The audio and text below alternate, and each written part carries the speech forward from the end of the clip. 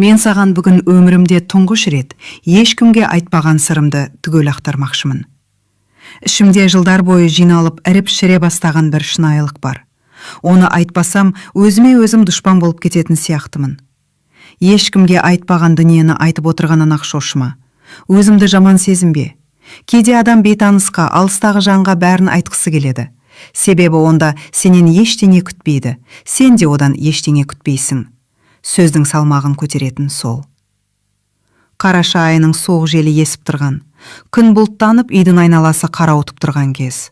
Соған қарамастан, біздің үйдің іші думан, келін түсірген күн.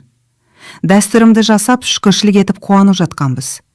Келін босағаны аттай берек, маған бір түрлі сезім келді. Мына қыз тым еркін, тым сенімді, тым үйреншікті. Бірақ жас қой деп ішімнен сылтау тауып қойдым. Келін келді, шай құйды. Үйдің бір бұрышынан екіншісіне емін-еркін жүріп, өзіне ыңғайлы орын тауып алды. Бұрыннан осы үйді жақсы білетін адамдай. Бірақ менің жүрегім сол сәтте сәл тырс ете қалған, өзімде байқамай қалдым. Келін келген күннен кейін күйеуімнің мінезінде жаңа бір рең пайда болды. Мен оны 40 жыл бойы танып бітірдім деп ойлаушы едім, бірақ жоқ екен. Ол бұрын бала-шағадан ләззат алып, немерелерін құшақтап жүретін. Ал қазір біресе жылы, біресе суық. Баяғы көзқарасы жоқ, мені байқамайды, менің бар жоғымды сезбейді. Түнде үнсіз отырады. Шайды ішеді де, теледидарды қосып, көзін бір нүктеге қадап ұзақ отыра береді. Бірдеңе болды ма деймін? Жоқ, бәрі жақсы дейді. Жақсы болғанда қандай жақсы? Әйелдің жүрегі өтірікті 1 метр жерден ақ таниды. Бір күні күйеуінің телефоны түретті. Ол далаға шығып бара жатыр еді. Көрші кім екен деді. Өзі еш ойламай телефонды маған ұстата салды. Мен де ойланбастан ашық қалдым. Хабарламада бір әйелдің аты тұр, таныс емес. Неге оған әйел хабарласады деген ой келді. Бірақ дереу өзімді тоқтаттым. Саудагер шығар, клиент шығар деп. Бірақ әйелдің аты менің алдында күн сайын қалқып тұрғандай болды. Бос уақытта соны ойлап отырамын. Тіпті түнде ұйықтарда көзімнің алдына сол жазу келе береді. Әйелдің интуициясы босқа пайда болмаған, қарағым. Араға бірнеше апта салып, жеңгем келді. Шай ішіп әңгімелесіп отырмыз. Бір кезде ол сөз арасында жай ғана: «Әй, сен шын білмейсің бе күйеуіңнің тоқал алғанын?» Осы бір ауыз сөзбен менің 40 жылдық өмірімді аударып тастады. «Не? Қой» дедім. «Алланың құлай, білмеген екенсің ғой» деді. Менің жүрегім бір сәтке тоқтап қалғандай болды. Қолымдағы кесем қалтырап кетті. Аузым құрғап, тілім күрмеліп қалды. Жеңгем әлі де сөйлеп тұр. Сол кезде ауылдың бәрі білетін, бәйбішесіне айтпаңдар деп жүгіріп жүретін. Қысқа ғана уақыт болды, бірақ мен оның сөздерін ести бермедім. Басыма қан теуіп, құлағым шымылдап кетті. Бұрыннан бір дүние сезілетін. Анау хабарлама, анау күйеуімнің тұйықтығы, бәрі шындық екен ғой. Бірақ мен үшін ең ауыр болған оның маған айтпағаны. Кешкісін күйеуім үйге кіргенде мен тура қарсы алдынан тоқтаттым. «Бір нәрсені сұраймын, шынын айт», ол үнсіз тұр. «Тоқал алғаның шын ба?» Ол жанарын төмен салды, ығы түсіп кетті. Үнсіздігі жауаптың өзі еді. Біраз уақыттан кейін ғана: «Иә, бірақ ол өткеннің ісі», деді. «Өткен» дейді. Бірақ өткеннің ізі қазіргі күнде шығып тұр емес пе? Бірақ сол кезде мен бәрінен бейхабар едім. Ал келін бәрін баяғыдан білген. Бір күні келін ас үйде тұр. Мен есіктің сыртында көкөніс ашып жатқанмын. Ол біреуге сыбырлап сөйлесіп тұр. «Иә апа, уайымдамаңыз, бұл үйдегі жағдайды біліп жүрмін». Мен жалт қарадым.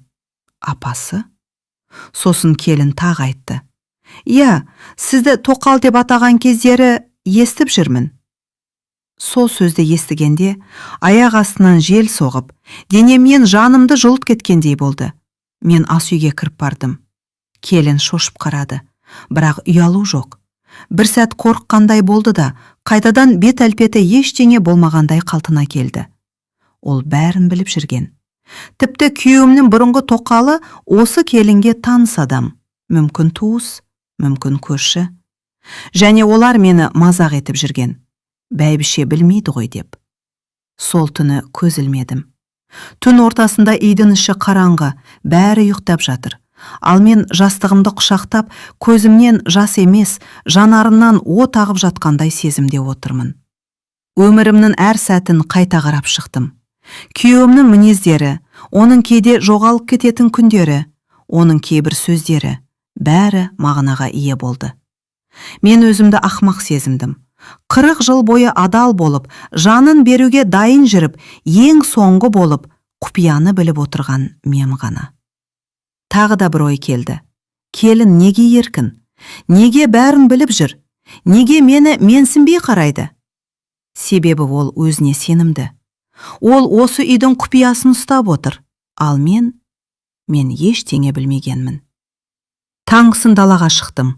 Ауа салқын, көңіл суық, тынысым тар. Бірақ ішімде бір шешім пайда болды. Үйге кіріп, әдеттегідей шай қойдым. Келін ұйқылы ояу шықты. Мен оған жай ғана, «Қызым, сен бұл үйде ұзақ жүрмейсің» дедім. Ол сасып қалды. Көзінде әлгі баяғы еркіндік жоқ, сенімсіздік, аздап қорқыныш пайда болды. Мен оның бетіне тік қарап тұрып, «Құпия ұстап үйге келмейді. Әркімнің орнын білетін кез келеді. Сен бұл үйде көп тұрақтамайсың». Келін ештеңе демеді, бірақ ол түсінді. Күйеуім осы жағдайды сезді, жүзі күрсініп жүр. Бір жылы кеште маған, «Саған жамандық ойламадым» деді. Мен, «Айтпа, бәрі өтті. Өткеннің жүгі өзіне». Ол үндемей қалды. Екеуміздің арамызда бұрын болған жылулық енді жоқ. Қайта оралуы мүмкін бе? Білмеймін. Бірақ бір нәрсені анық түсіндім. Мен енді ешкімге сенбеймін. Менің арқа сүйетінім өз жүрегім ғана. Келесі күндері келін бұрынғыдай жүрмейді. Бір тұйық, бір сескенген. Бір қарасаң, бірдеңені ойланып отырады. Мен оған қатты сөз айтпаймын, ұрысқамаймын, бірақ үйдің салмағын сездіріп тұрамын. Ол бұл үйге жеңіл-желпі келмегенін енді түсінді. Ауыл деген жаңалықтың саяси орталығы, бәрі біледі, бәрі естиді. Бір күні баяғы тоқалдың көрші ауылда тұратынында естідім. Сол ауылдың бір-екі әйелі, «Ей, бұрын сенің күйеуіңнің» деп бастаса, мен, «Білмеймін, білгімде келмейді, өткенді қозғамаңдар» дедім. Бірақ сөз бәрібір миға сіңіп алады. Бір күні жалғыз отыр күйеуімнің маған өтірік айтқан күндерін еске алдым. Ол бірге жұмысқа барамын деп кеткен, бірде жиналысқа, сөйтсем, сол кезде тоқалына барған екен. Ол әйелмен бірге тұрған күндері болған екен. Осы ой жүрегімді шымшып өтті. Дегенмен, менің жүрегім жұмсақ, өзімді тоқтаттым. Болды, өткен кетті. Құдайдың жазуы шығар. Бірақ бұл сөздерді өзіме айту үшін 1 сағат отырдым. Бір күні келіннің шешесі келді. Сол әйелдің аузына қарап, мен бәрін түсіндім. Ол әйел күйеуімнің бұрынғы тоқалымен жақын құрдас екен. Олар бір ауылда өскен. Ол тоқал кезінде осы әйелге жылап, момын шағып жүріп, бәрін айтып отырған. Сол құпиялар келіннің құлағына жеткен. Сол үшін келін осы үйге түсіп алып, өзін құпияның иесі ретінде сезініп, еркін жүрген.